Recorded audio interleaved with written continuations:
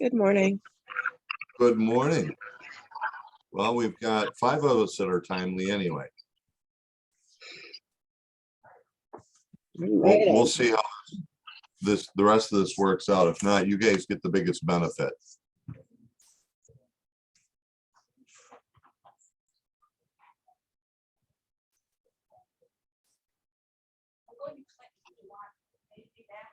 We'll give folks another minute here and get started. So, matter of fact, we might just as well.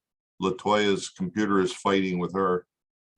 There it is. There she is. How are you, Latoya? I'm great. And yourself? Awesome. Awesome. There's Aaron. That's quite the setup there. I like that. That looks like totally professional. And it's now muted. Can you hear me? There you're good. There you're good. Absolutely. Well, hey, let's get ourselves rolling. And you guys give the credit for being the ones who are serious about increasing your income and making your business happen. And I want you to think about this, that there's 1, 2, 3, 4, 5 of you, which is probably about 10% of what we really have for agents who should be joining us every other Tuesday. So, I applaud you because this is about you guys, and it's going to help me help like Luigi and Caroline, who's one of our mentors. It's going to help me help them, and in turn help you and all of the other mentees, because we're going to find out what's causing success and what's causing us not to succeed. Okay, so as we go forward, that's what I want you to see and know, and I applaud you guys. So let's start with that always common. Tell us something good about the last couple of weeks. And actually, we've got about 3 weeks that we had in between here. What's the good news? Who's first? I mastered making a video out of still pictures on Canva, and it only took me a day and a half to do it. Oh, I love it. And in the end, how did it turn out? Pardon? How did it end up turning out? Well, it's on Facebook. Go have a look. I will do that. I will do that. In your opinion, how did it turn out?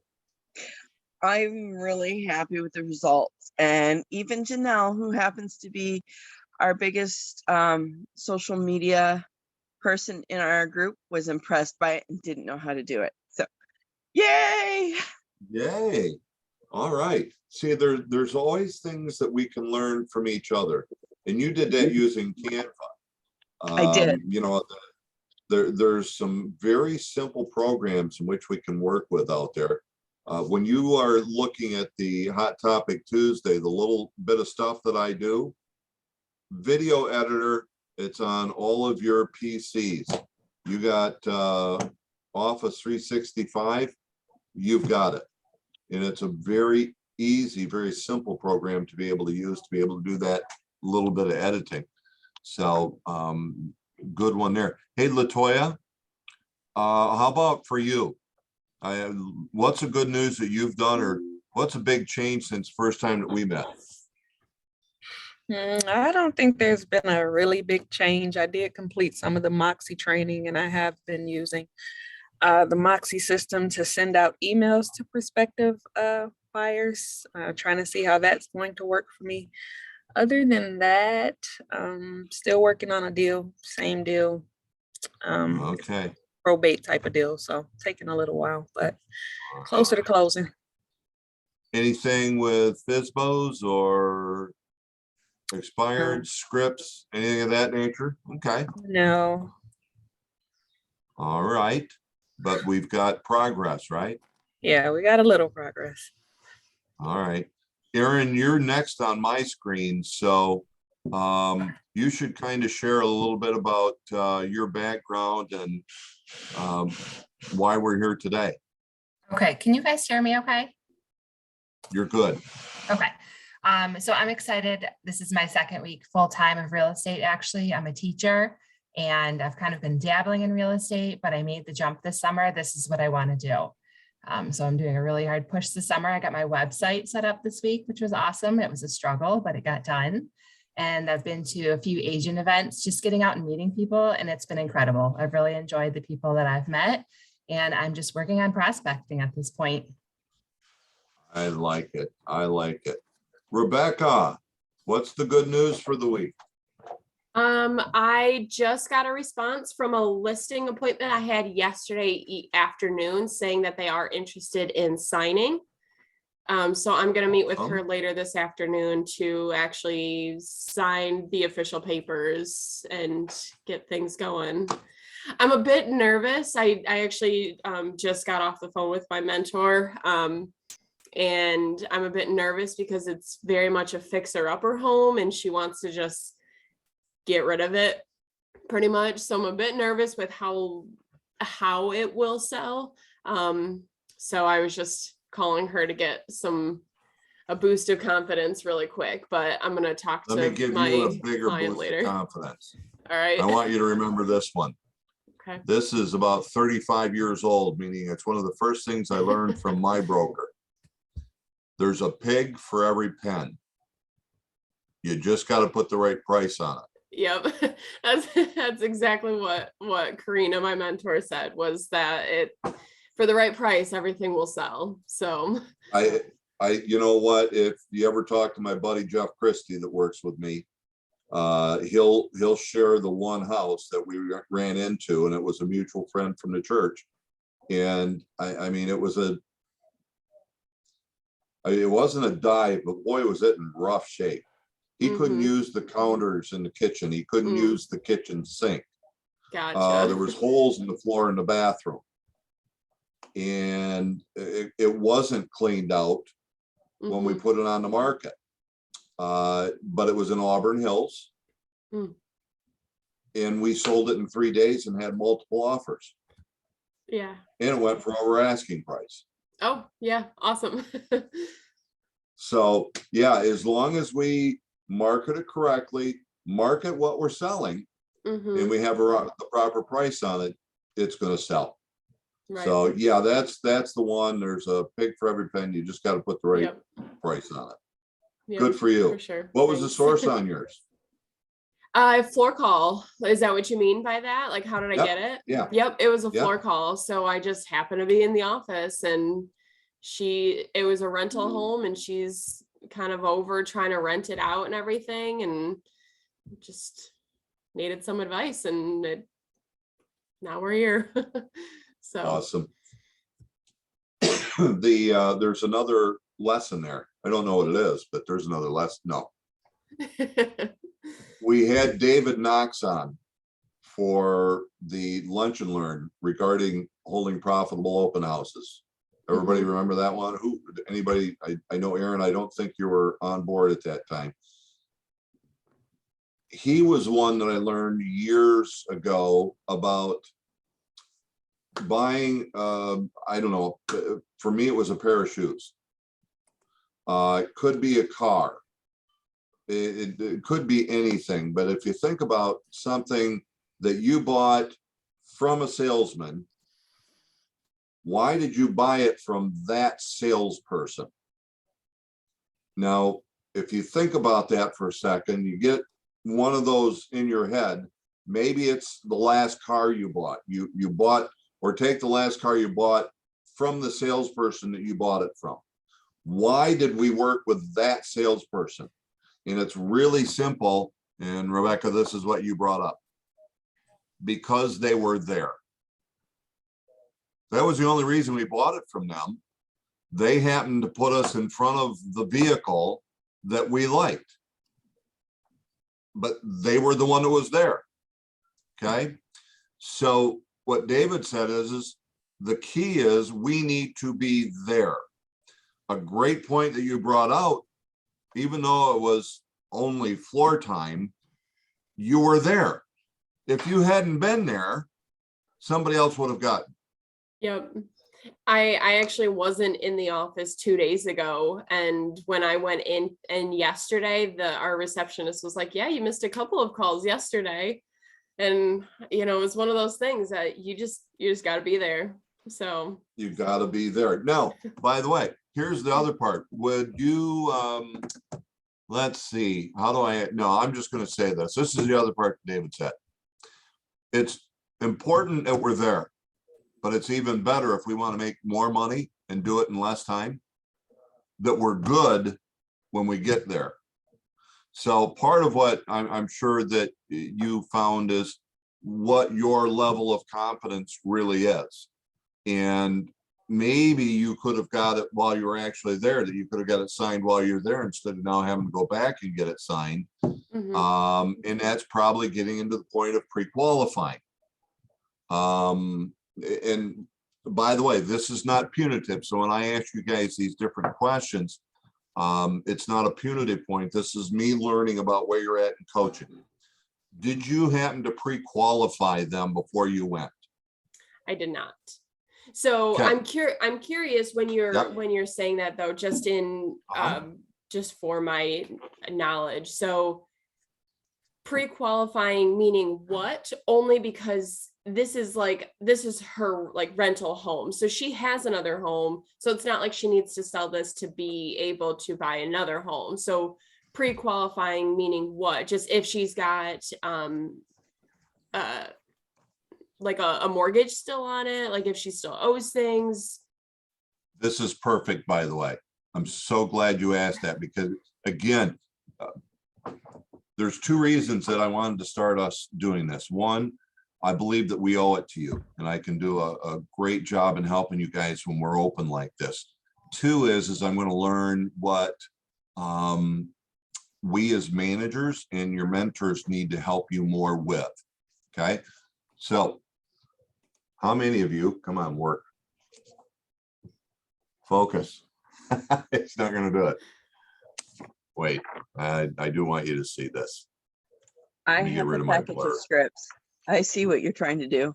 I've got it. There we go. Okay. So in here is the pre-qualifying script.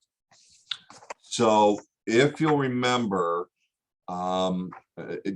did you get boot camp this year? I Okay. did go to, yep. So one of the things you'll remember is that Alex and I said that what happens once you have the appointment, what's the next thing that should occur? And that would be sending out a pre-listing package. The next in the process would be pre-qualifying the appointment. You could potentially, it could be this. By the way, do you go by Rebecca or Becky? Either Rebecca or Becca. It's Becca. one of those things that I don't do. I don't do Becky, but okay, Becca. Yep. All right, you've been going by Becca though. Yeah. Okay. All right. I'll remember that because you got Rebecca. Yes. So for you, Becca, then it could be this. So is Monday or Tuesday better? You go Monday, 4 o'clock's good. Great. So listen, before I come out, there's a number of questions I still need to ask you. And then I go through the script. Now, the other is we go, so I'll see you Monday at 4, but remember, I'll call and what do we do? Remind them of the appointment. So, hi, Becca, it's Darwin. I was just calling to be able to remind you of our appointment today at 4. And then there's a number of questions I need to ask you. So if what I say makes sense, you feel comfortable, I can sell your home. Are you planning to list your home with me when we come out on 4? And you're going to say, yeah, I plan to do that. And then we ask the rest of those questions in that pre-qualifying script. Okay. Now, what that does is you know now why you're going out on that appointment. Okay. You personally know what you can do when you go on that appointment. The seller also knows what to expect, because I said, if what I say makes sense and you feel comfortable, confident, I can sell your home when we get together today at 4. Are you planning are you planning to list your home with me? Now that's what the script says. I had to actually look because I was making sure I want to do it verbatim. But when I'm going out, it could be this. Is there going to be anything that will hold you back from going ahead and getting a home on the market tonight? And they could, matter of fact, I had this last night. I had one. And I simply asked her that question. And she said, well, yeah, as I mentioned to you, we do have the mail lady. And I don't know if we're quite ready yet because there's a lot of stuff and I need your thoughts on that. I go, great. So bottom line, if it's ready, there's nothing really would hold it back as long as we can take care of the mail lady and you guys, you know, by the way, I would do an exclusion for a week at most. And she said, yeah.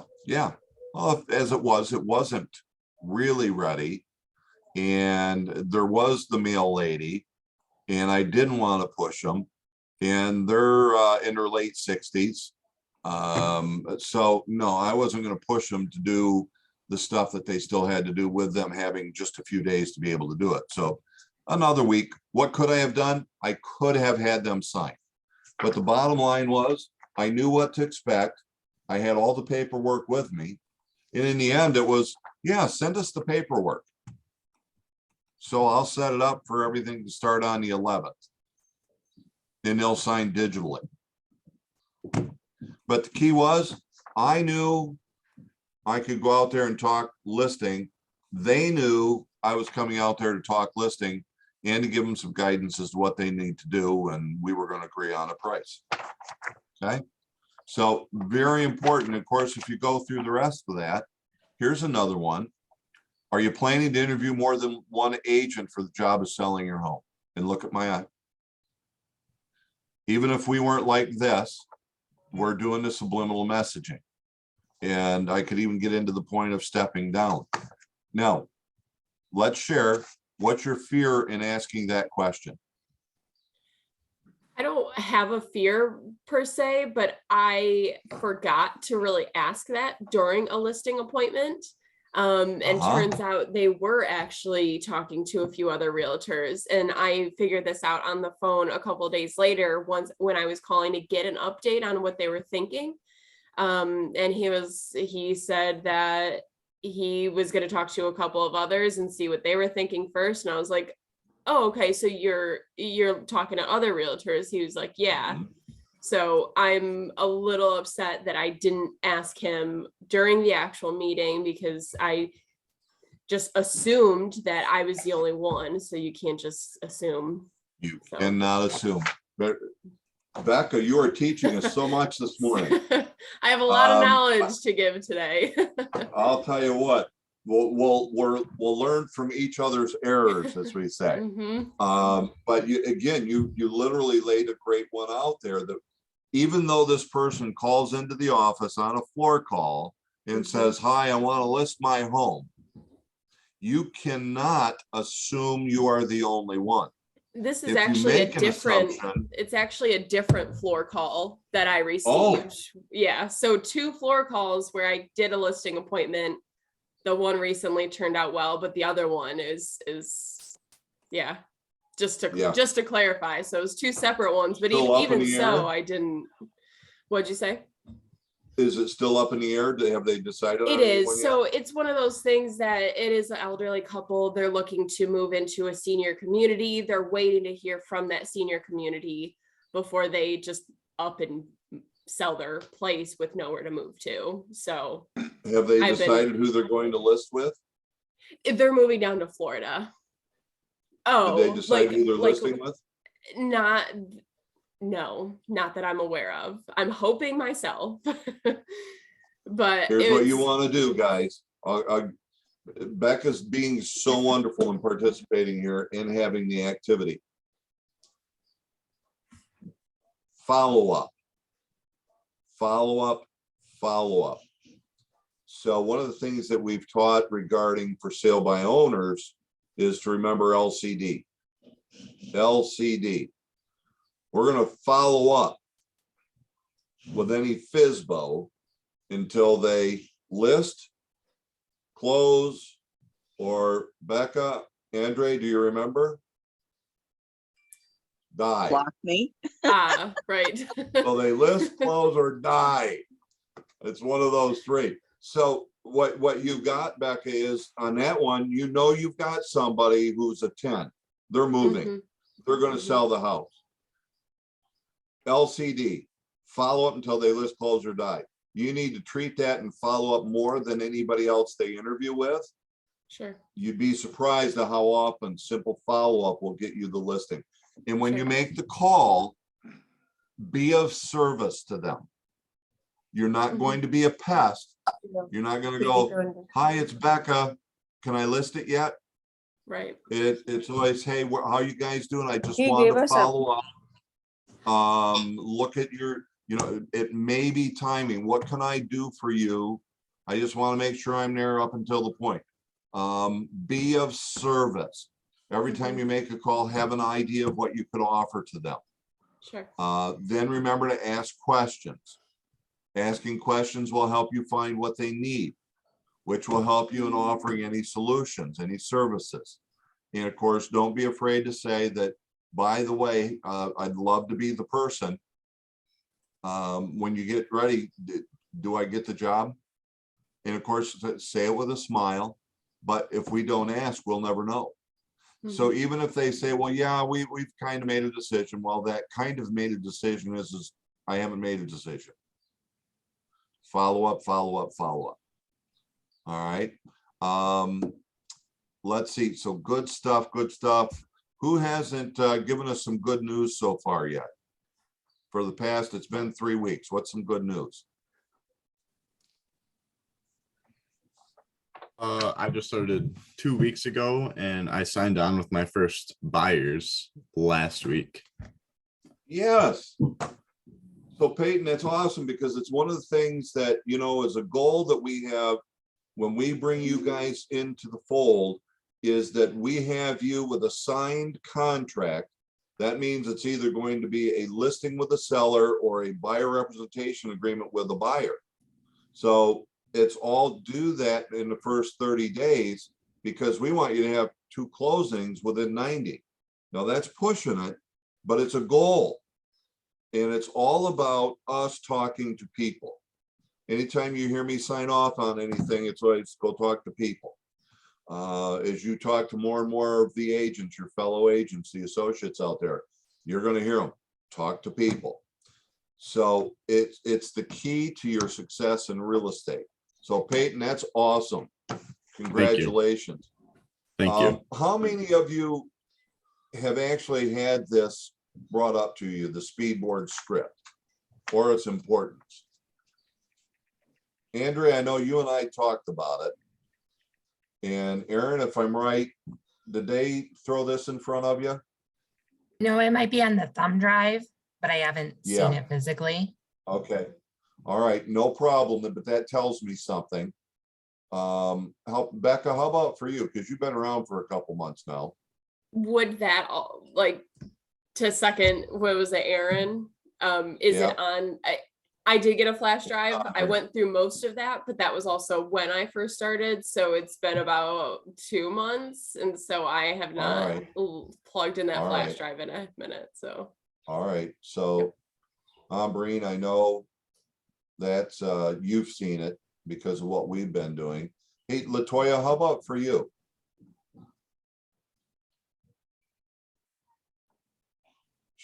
No, I've not seen that. I actually need a copy. Oh, okay.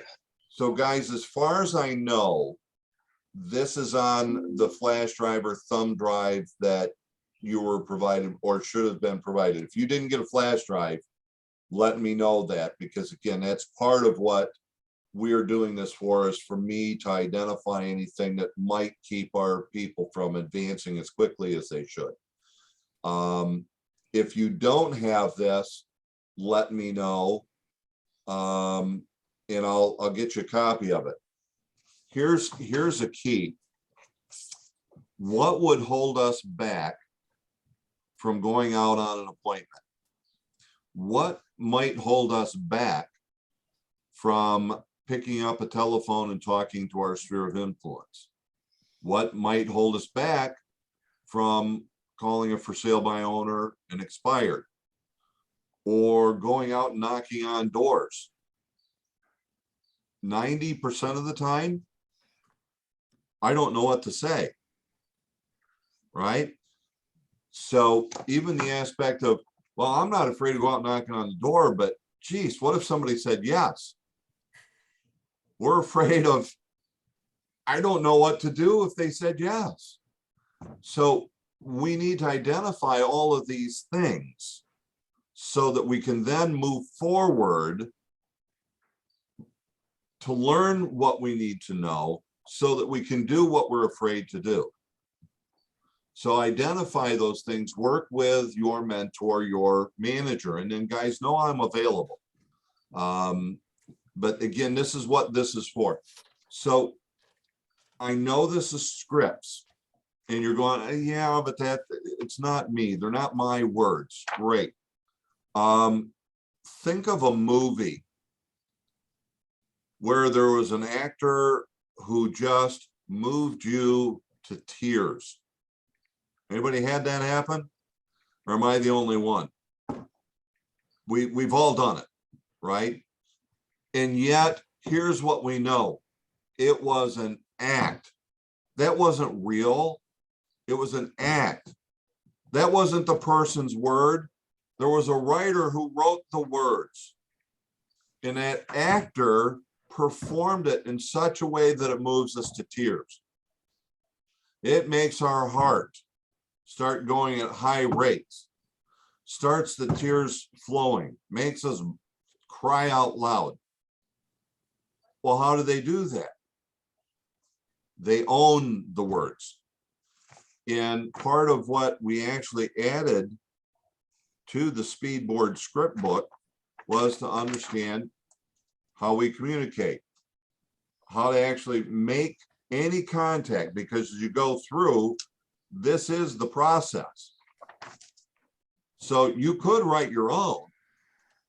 And if all you did was to go, so this is Aaron. I'm a realtor. Want to sell? Who do you know that does? Okay. You just nailed what you needed, but most of you wouldn't do it that way, right? No. But that's really all it is. Anytime we talk to somebody, are you a prospect? Who do you know that is? Anybody we talk to, are you a prospect? Who do you know that is? We also added the aspect of, well, how do you actually learn them? Well, this is what that actor did to move you to tears.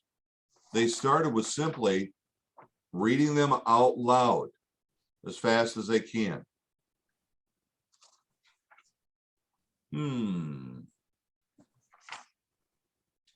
Learn the scripts. You got to learn the scripts. And by the way, the key to learning scripts is to first understand what they're saying. John? John? Oh, sorry. No problem, Kath. Did you have a question, or were you thinking or trying to find John? I had a question for my husband and didn't know that I had audio both ways. Sorry. He doesn't understand scripts anyway. I am listening. No problem. So here's the key. Understand the scripts. What's actually happening? Because when I understand what's going on, that makes it easier for the words to be remembered. Because if I'm simply memorizing words, it's like me reading a book. I am not great at comprehending or reading comprehension, as I believe the term. I'm not great at it. I have to read things 2-3 times to understand what I just read. Okay. My mind, it's like they're no more than black letters on a white page. On the other hand, I can talk to my granddaughter and she's engrossed. She'll feel the book. I mean, it's like, oh, grandpa, I'm like right there in the garden. I'm seeing all of it. It's like, my mind doesn't work that way. Okay. So, but when I can understand it, that makes me remember the words, and eventually the words will come. And oh, by the way, when you understand the words, you'll own them. because it's, well, what do you change? I got to ask, are you a prospect? Well, how do I ask if you're a prospect? Have you had any thought of making a move? Have you had any thought of selling? Gosh, if you were to move, where do you, I mean, there's little different ways to be able to hit this, and all of it's in here. So a point of emphasis, guys, for us over the next, we'll talk if it's a week or 2 weeks or 3 weeks, we got to look at that.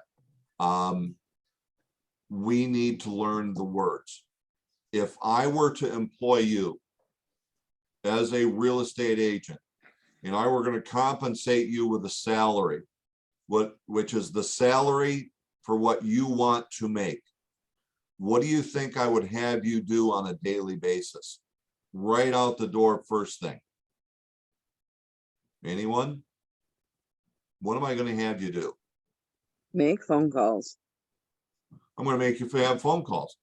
How many hours do you think I would have you doing that at this point of your career? I'd say 3. At least 3. Because, by the way, what else do you have to do? If there's no appointments, we've got nothing else to do other than one thing: learn. So that's why I say at least 3. And if I've accomplished all those tasks, what should I do if I haven't got a full day in yet? What would I have you do as your employer? Go back and start over your day.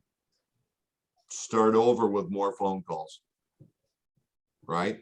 Because again, if we're not in front of people who could say yes to signing a contract, we're not making money.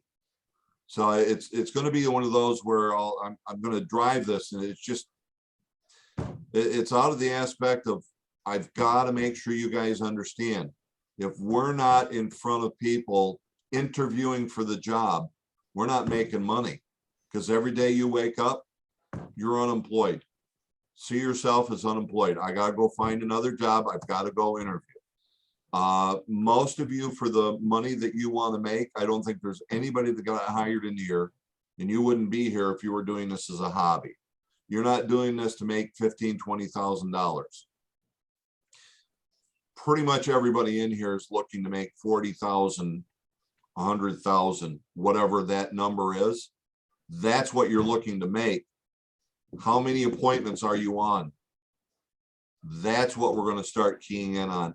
Because I know that's one of the things I owe you guys, is to start having you track your numbers.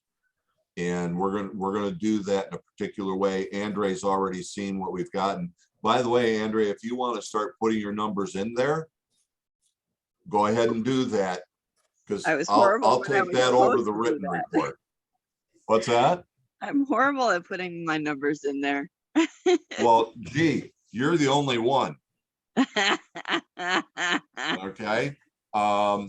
So guys, I'll make sure that we get that up and running, because it's in both 21 Online and my CB Desk, where I have you done the goal projector? Who's done the goal projector? Andre, did you do it? Great. So you're already there to set it. Aaron, have you been able to do that yet? I have not. Becca, how about you? Sorry, I was gonna sneeze. I'm not entirely sure what you're asking. Okay. So I did the Accelerate program, and we did do Awesome. like a number chart on that. So I guess I'm not sure if I don't think I've done what you may have, but here would be the key. This is what's going to help you with finding your number, finding your number of closings, finding how many appointments you need to go on per week. It will break it down to how many contacts, how many people do you need to talk to. They talked about even that on in a the daily Accelerate basis. program. So I Yes. sort of did that. So I want you to look back to, go back to either 21 Online or my CB Desk. It's probably in the universities. or the learning center is, I think, what they call the blue one, and go through the goal projector. It's very simple to do. If you have any issues with it, give me a call. Because frankly, I've seen it numerous times. I haven't actually walked all the way through it myself, but it will give you some great realistic numbers of how many people you need to be in front of on a weekly basis, regardless. And if these terms don't make sense to you, you jump out here, be it passively active or active. Because I know Erin and I have talked a little bit. She's not excited about calling for sale by owners, right? I'm not. I want to. I need to listen to someone do it. You've got two great people to listen to there in Oxford. Dawn and Leslie both will do a great job. As a matter of fact, I'm sure anybody, if you wanted to hear that, you could do that. Caroline, I can see you're there and watching now. Do you do any FSBOs? Yeah, I do FSBOs as well. So if there's anybody that would like to meet up to do that, I'm happy to do that. So there, yeah, I had a, yeah, go ahead, Caroline. I just have a couple 2 cents on that too, if I have a quick minute. So Please. FSBOs are always scary. And to me, I'm very awkward with my sphere of influence, which seems very strange, but I have a hard time talking to people I know. So I have an easier time talking to people I don't know because I don't care what they think of me. So just kind of like get over, the first 2 phone calls are always the hardest, to get going any day that you do them. And I always do the list. So I'll get like 4 or 5 together. I'll maybe get 15 minutes to a half an hour. I'll start with the lowest ranking one. So I'll pick one out that's like 100,000 or 125,000 or something. I'll find something small and I'll start there first to practice on. And then I jump to the highest one on the list and then I work my way down. So it's just kind of a confidence booster. It's kind of a weird thing that I do psychologically to get myself kind of pumped up to do it. And I also just wanted to throw out a comment too about the goal setting, because I always had a hard time goal setting. It was not something I was good at. And something that was very simple for me, I went through with Alex and coaching and set up my goals and how many, people I needed to contact and all that kind of thing. But my brain works very simply when it comes to that stuff. So what I do for myself is I started out saying, okay, I have to have 2 contracts a month, a minimum of 2 contracts a month. I could not let myself not have 2 contracts a month. So that's either a listing or that's a buying contract, either or, very minimally. And once I conquered that, then I doubled it. And I went, okay, now I have to have 4 a month and I can't allow myself to get below the 4 mark. And those do not seem like very high numbers, but when you do the 2 a month or you do the 4 a month or the 3 a month or whatever your number is, it actually ends up being a lot more, making a lot more volume than you think it does. It's very simple. So I kind of go by like the rule of 2, and I do that with my mentees. I try to instill that too, like focus on the small number. Don't focus on, I want to make 4 million, or I want to focus on the small numbers each month, and those add up very quickly. I love that. That's great guidance. Caroline, can I interrupt for a moment? I would love to take you up on that offer. What is your last name so I can contact you? It's DeAndrea. So it's D' and then Andrea. Thank you. Andrea. I will reach out. All right. And Caroline's up in our Lapeer office. So she's really quite close for you, Erin. That's great. So that That's could where we work are out well. temporarily right now. Yeah. Yeah, Oxford Orion's been having a lot of fun because now even the temporary office is no longer available. So we literally have no physical plant right now to work out of. So you're awesome. We got a great group there that's understanding. So let's shift gears. There was a lot that we've learned just from the aspect of you guys sharing. So let's go to the I need help with, and what would it be? Who's going to start us out? By the way, this can be anything. I'm stuck with, what is it? Andrea, you had your hand up there. Pricing. Okay, Every time I run my comparables and come to what I think is a reasonable price for a property, I take it to somebody else to double check my thinking, and I'm always off by at least 20,000. okay, all right, good. Let's get a couple of them out here. Who else has got one for us that, boy, I could use help with? I think I just really need help with what to say when I talk with people, but I think, reaching out to Caroline is going to be helpful. And Right. I had a push from another agent just to say, anyone you see, at your kids' sporting games, why aren't you going up and just saying, hey, I'm a realtor, how can I help you out? And I said, I'm just scared. And she's like, well, you have to do it. So tonight I have plans. I'm talking. And I gotta tell you, I'll add to that one real quick, and then we'll come back to address each of these. That's it. It's just, we've got to remember simply to talk to people. And then remember a simple one: wear career apparel. That could be as simple as a name badge, a ball cap with the logo on it, could be actual career apparel. I think, guys, gals, doesn't matter. There's career apparel out there for us to buy that would have our logos on that. And then when I just go, hey, Aaron, how are you? Great. How's, and of course I know these folks, so the acronym FOR or Ford, either one: family, occupation, real estate, family, occupation, recreation, dreams. Okay. Typically you'll get to family and they'll ask you how everything's going, and you can bring up real estate. When you get to occupation, if you haven't talked to somebody in a while, they say, by the way, how's real estate going? Or if they don't know, they go, hey, are you still teaching, Aaron? And then you get the transition. Well, as a matter of fact, there's an update to that, which gives you the opportunity to talk real estate. And you say, by the way, I can always use your help. Best way that I build my business is by referrals and doing people with the people I know. Who would you know? And remember, who do you know? Who do you know? If I just said, do you know of anyone? Triggered reflexive response is No. no. But if I say, who do you know? The mind automatically begins thinking about it. When I said that the very first time, your mind probably started thinking of who you would know that would want to buy or sell.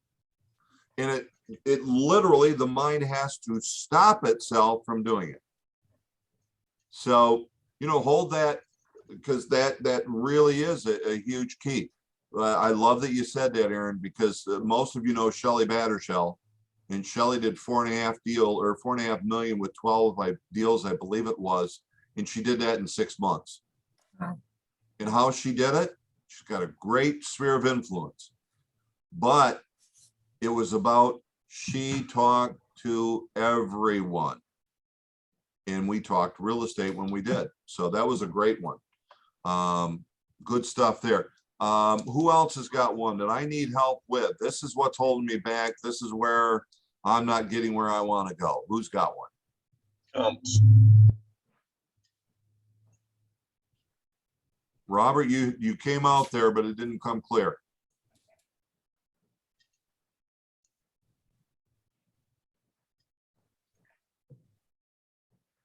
We'll have him come back to it. Who else has got something? Latoya, you're there. Medea, Peyton, Kenyana, Amberine. We've been talking, but what's come up in the last 2 to 3 weeks? There's got to be something. Otherwise, we'd all be making money. We'd all be hand over fist. We wouldn't even have time to be on here with me. I agree with Aaron. That would be my biggest problem, is talking to people and knowing what to say when you are talking. Okay. All right. So, well, let's work with those two and see if others come up in the next 15 minutes. All right. Let's quickly shift to the price. And I guess the thought becomes this. I'm going to assume that others. Okay, gotcha, Kenyana. I'm going to make that note, because you're obviously not the only one. Even our wonderful awesomeness Caroline mentor has trouble talking to the people that she knows. By the way, it's not unusual. That's a lot of us for various reasons. But we'll hit the price first. How do we determine price? So this is open conversation. How do we determine price? Matter of fact, how does anybody, including buyers, determine price? Find houses Comparing. that are similar in the area that have sold recently. That's pretty good. So comparison shopping, right? They do it through comparison shopping. How do we determine the value of anything? It's by comparing its quality to the price to determine value. Okay, so it's comparison shopping. People are going to compare their home or a home to other homes that they have seen. And Aaron, you put it perfectly, those that have recently sold. And then they're going to do some little ciphering in their head and go, here's what it's worth. As a matter of fact, in the eyes of a buyer, they try to justify the value.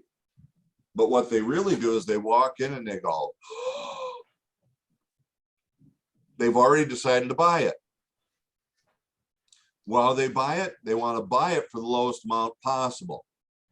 But they want to buy it for the lowest amount possible. They'll go through and justify it as many ways as possible for logic. So how do they try to justify the price difference from one house to another? Or even a seller, how does a seller try to justify a certain price in comparison to the neighbor's house? What do they use? Location, upgrades, and size. Right? Like, well, I have 2.5 baths. They only have 2. And they will, right? What's a half bath worth? When you need to use it a lot, but I think that's We're paying kind of big dollars. not an issue or anything, but just knowing prices like that, like if someone has a deck, if they don't, or if they have a garage and someone else doesn't. I think that's kind of one of those things that it's kind of as we go, I'll learn it, but I want to know ahead of time, but I want to know those numbers. Becca, you're a licensed professional. Are you telling me you don't know the answer to that? I do not, unfortunately. Wait, but fortunately, Aaron, I probably you know know someone who can figure it out. Aaron, would you know the difference? no, but I will check with my team and get right back with you. Yeah. Hey, David, got any idea? Yeah. Can you hear me? Yeah. I've been in the business 20 years, guys. And you do a lot of reading, you find out what's going on. I mean, if someone, you're going to their listing appointment to give them knowledge. And if you have no knowledge, there's no sense them talking to you. You got to have something to give them that's interest that they don't know. So I have rentals. I do a lot of work myself. So I do a lot of reading and I talk to people, contractors, appraisers. You find out stuff, and over the years, you'll know what a deck approximate costs, what a half bath is, because they're going to ask you those questions because they're going to give you a 3% commission. What are they going to get for that 3%? You got to give them something that no other agent's going to give them. Another thing you talked about is about getting ready for the listing appointment. I go to Facebook.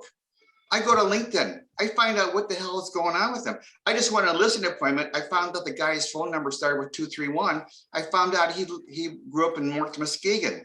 I Googled it. I found him on LinkedIn. He went to Catholic Central. I found out where Catholic Central was in Muskegon. I said, oh, is Catholic Central, when I went to visit him, is that the one on Laketon? Oh, yeah. Oh, did you ever go to the restaurant? Yeah. Because I came from the automotive world. the first thing you got to do is build a relationship. If you don't have a relationship, you can kiss everything goodbye. You got to walk in there and say, hey, I want to be your real estate agent. And the first thing you can do, no matter what it is, yeah, first of all, it's going to be money at the end of the thing. Are you going to negotiate your price? But the first thing you got to do is get a relationship. And over the course of the automotive years, they taught you is you build a relationship up, and he'll call you and he'll work with you. He'll feel confidence. Because, you know, years ago, who was the worst person? Auto used car salesman. You know what another one was? Real estate agents. The trust was not there. You got to build that trust. You got to go into this meeting with this listing appointment. Even sometimes buyers. I mean, buyers will call you if you're, because I did floor time many times when I first got into the business. I lived at the office. I took floor time for everybody who didn't want it. And that's how you get your business going. So you have the spirit of influence and you have the business that you've worked on through the office. But yeah, you got to you got to find out more about the person you're going to talk to. You want to go in there. Sure. I mean, sometimes I go into and find out what's their background. I mean, have they ever been a pedophile? I mean, you can find all kinds of stuff on the internet. I mean, and the more you know, the more you say, is the guy a boater? Do you have a boat? Is his kids into soccer? Do you have soccer kids? I mean, you got to get that one niche that he'll remember you by, because he's going to interview 4 or 5 guys. Establish common ground. Yeah, and once you establish a common ground, he's going to remember who Dave is. Oh yeah, he's the guy who has a house in North Muskegon. So you know, you can do all you want about information, but you got to get that relationship going. If you don't have the relationship going, you're just another agent, one of 50 he's interviewing, because he's interviewing them all. I mean, he might call the office, hey, I want to come and list my house. I mean, I got mentees right now calling for a sale by owners. I said, you got to do some more homework. You got to find out what these people are. You're a criminal, you're an investigator. You got to find out more about that person that you're going to deal with. I mean, not only if they have a qualification letter, how long they loan the house, what do they owe? Those are all that you get, but the relationship starts there. You got to get that relationship going. Otherwise, you're just another agent. You got to have something to sell. Well, let me jump back to matter of fact here, just because it coordinates, David, what you've got here. Caroline put in the chat room, you may see, have amazing customer service that will build your business. Think of being a concierge at a hotel. Whatever they need, help them out, find solutions to their problems. It's really simple put. Yeah. Now going back to the aspect of price, here's what we just found out. I can't tell you that a half bath is worth X amount. I can tell you what, there's a book out there that appraisers do, and you know, David and I might even have a different number, and the only way that I could say it is, what's that worth? Around $1,500? I mean, I don't know. Now, here's the real key to this. If we don't know collectively, if we don't have a number, then what is a buyer doing? What is a seller doing? They don't have the number. No. So if they don't have the number and we don't have the number, why are we worried about making all these adjustments? Okay. Now, let me throw something different toward that, because Andrea, with where you're working, you're dealing with a lot of acreage also. Acreage can throw things off. That's where you've got to do comparables and take a house and this has got X amount of acres, and then look at what acreage is selling for and what's it selling per acre. And you literally have to do the research on something like that to be able to know what the difference in value may be. And that's going to be experience in doing that research. Okay. But in the end, how do you determine value? By comparison shopping. Then remember this. Who establishes the asking price on a property? Who does that? The seller. Everybody knows it is the seller. When they say, here's the price I want to ask, what is our decision? What do we have to do?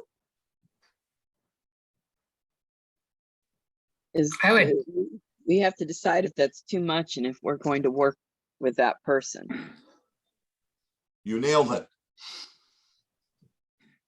Is it too much or are they right on? Are you willing to accept the listing at the price that they brought it at? If you believe that they're too high, then we go into objection handling to be able to bring them into the point of what we're looking at with the numbers.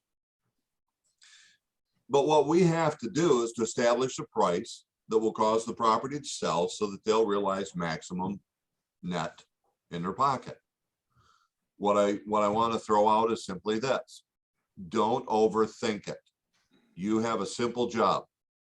Pull together logical comparables, present them in such a way that we go, is your house worth more than, less than, or about the same as? I tend to overprice is what I'm coming to. Well, but let me ask you this. Why is it overpriced? Why are you able to say that you've overpriced it? Okay, so the one that I'm working with, this is a for sale by owner, and I offered to do an open house in exchange for contacts.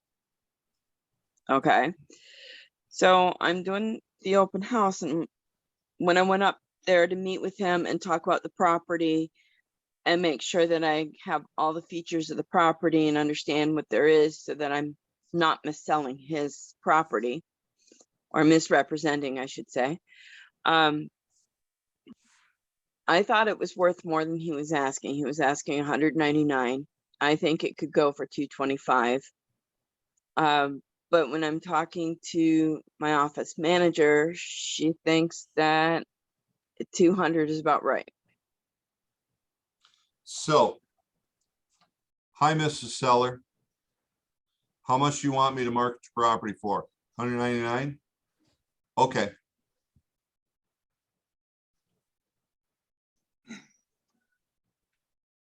No, Unless if they're grossly over or underpriced, I don't need to talk them up.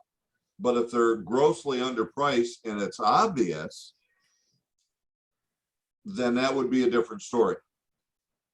So what I got to be careful in saying this because of what we just talked about.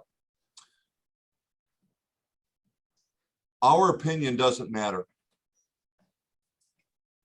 Does that make sense? What I provide to them is the key. And part of the problem that you have, Andre is in Port Huron, by the way. So she would be like Caroline dealing with all of this property in the outlying areas. It does become more difficult to price property. I've simply got to price it in such a way that it's logical. Can I, in a case, Andre, of what you're talking about, can I justify 225,000, 25,000 more than what he's asking? If I clearly believe that that's a possibility, then he should be listing the house with me. Why wouldn't you? You can pay a full 6% in commission and make a boatload of money. And I do all the work. So what I would be doing in that case is actually convincing them how to do it. But remember, value is through comparison shopping. Buyers are going to look at the value of the seller's home based upon its features and benefits and compare it against other homes that have recently sold and those that are currently on the market. By the way, that should sound like verbiage that is right in here, because that's exactly what it is. By the way, did it sound like I was being scripted before? But when you read the pricing presentation, it's going to sound very, very similar to what I just gave you. Let's see. Let me address what to say. I think for the most part, we've already done that, but keep it simple. Keeping it simple is they already know who you are as your sphere of influence. Part of the discomfort is you're calling and you're going to talk real estate. And you don't feel comfortable about it because you're asking them for something. Well, then look, know that that's what we're doing up front. And this has always been my biggest cue. It's what made me feel comfortable as I could do this. if I haven't talked to Aaron in 5 years or 10 years, however long it's been, I go, Aaron, it's Darwin Conley. And what would it, Aaron, if I just did that and we hadn't seen each other for 5 years, what might you say?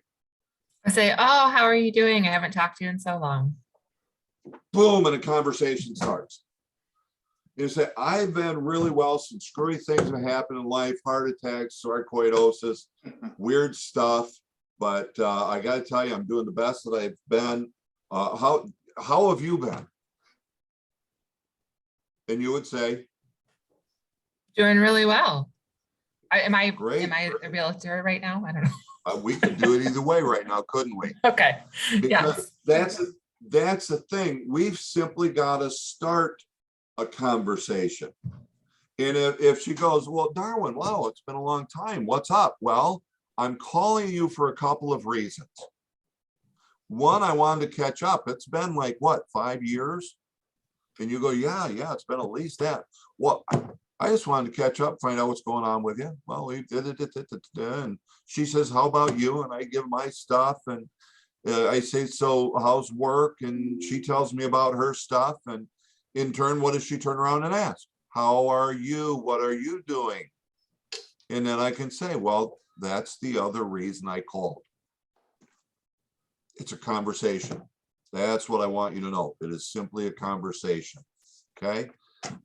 So that goes for then two things. That is what to say. Have a conversation, ask or find out if they're a prospect, and ask who they know that's a prospect. However you do that is entirely up to you, but that'll give you the what to say, and hopefully that addresses the aspect of talking to your sphere of influence. I guess what I'm going to say is suck it up, Buttercup. Your sphere of influence is the rock upon which you will build your business. And if we don't talk to them, guys, we might just well put our career in a coffin and don't wait too long because it's going to die. We have to have that. And if we, I just hired somebody here in the Rochester office. She's only been in the area for 2 years. She's probably, quote unquote, only knows about 20 people. She's got 2 young children. They're not really that involved in anything yet. So guess what she's got to do? Find ways of growing the sphere of influence. What I would say is even with you who've been around in your area for a while, 5, add 5 a week. If you don't have 250 right now, a definite add 5 a week. It needs to be a principal role. The other thing also, is there anybody who's dual career or we'll call it part-time? I know LaToya, you're dual, right? Yep. Okay. Anybody else dual career right now? I do All right. ABA on the side. ABA, what's that, Peyton? That's so basically I work with kids who are on the spectrum, and it's applied behavioral analysis. Okay. Is that a full-time job? Part-time. Part-time? Okay. So good. Kenyana, I know yours is also. So bottom line is, if you've got full-time, make sure you're actually giving yourself a full-time effort. If you're dual career, and I'm going to think that if you're dual career, it's because you want to get away from that career. Most of the time, that's what I'm working with, right? Then I have to do all those additional things that are necessary. I have to work like no one else today so that I can work like no one else tomorrow. That's kind of a Dave Ramsey thing, but I have to do more now so that I can transition out of that full-time job. Have a plan and work that plan.